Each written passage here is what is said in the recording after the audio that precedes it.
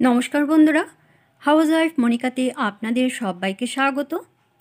ডিম খেতে অপছন্দ করেন বা ডিম খেতে ভালোবাসেন না এরকম মানুষ খুবই কম আছে। ডিম আমরা বিভিন্নভাবে রান্না করে থাকি, তবে আজ আমি আপনাদের সঙ্গে চটজলদি বানিয়ে নেওয়ার মতো ডিমের একটি রেসিপি শেয়ার করব, যেটা রান্না করা খুবই সহজ, তেমনি খেতেও সুস্বাদু হয়।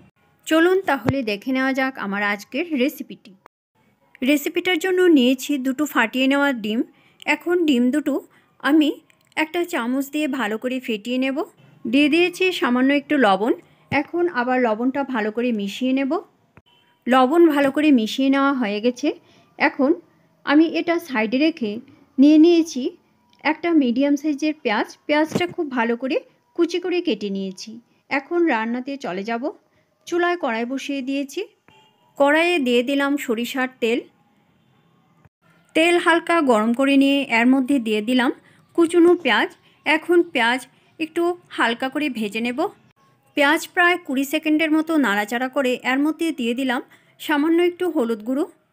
এখন চুলার ফ্লেম লো টু মিডিয়ামে রেখে পেঁয়াজ আরও কিছুক্ষণ ভেজে নেব। পেঁয়াজ সামান্য আরেকটু ভেজে নিয়ে দিয়ে দিলাম কুচনো লঙ্কা। আমি এখানে দুটো লঙ্কা দিয়েছি। লঙ্কা আর পেঁয়াজ ভাজা হয়ে গেছে। এখন এর মধ্যে ফেটিয়ে রাখা ডিম দিয়ে দিলাম। ডিম দেওয়ার পর চুলার ফ্লেমটা লোতে করে দিলাম। তারপর ভালো করে নেড়ে সব কিছু মিশিয়ে দেব আর এভাবে আস্তে আস্তে একটু ভেজে নেব। দেখুন কড়ার সঙ্গে লেগে গেছে।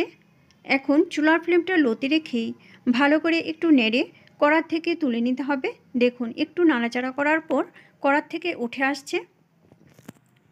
এই অবস্থায় চুলার ফ্লেমটা বাড়ানো যাবে না, তাহলে ডিম পুড়ে যাবে। তাই চুলার ফ্লেমটা লোতে রেখে আস্তে আস্তে ডিম কড়ার থেকে তুলে নিতে হবে। ডিমের কাঁচা ভাবটা যখন চলে যাবে ডিম তখনই উঠে আসবে। দেখুন ডিম কত সুন্দর করে কড়ার থেকে উঠে আসছে। এখন চুলার ফ্লেমটা লোতে রেখেই আস্তে আস্তে ভেজে নিতে হবে। হাতে রান্না করার সময় কম থাকলে কিংবা রান্না করার জন্য ঘরে তেমন কিছু না থাকলে ঝটপট ডিমের এই ঝুরি ভাজার রেসিপিটা অনায়াসেই করে নেওয়া যায়। আর এই ডিমের ঝুরি ভাজার রেসিপিটা ভাত রুটির সঙ্গে দিনের যে কোনো সময়ে খেয়ে নেওয়া যায়।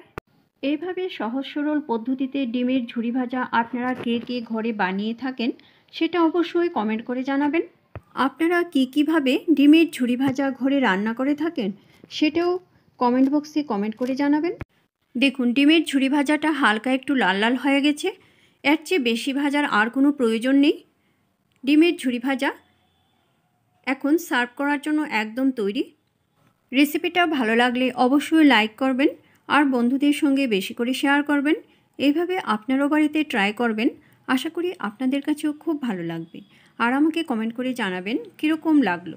আমার চ্যানেলে নতুন দর্শক বন্ধু হয়ে থাকলে চ্যানেলটা সাবস্ক্রাইব করে আমার পাশে থাকবেন আর বেল আইকনটা অবশ্যই প্রেস করে দেবেন, কেননা আমি চ্যানেলে নতুন কোনো রেসিপি দিলে রেসিপিটা আপনাদের কাছে খুব তাড়াতাড়ি পৌঁছে যাবে।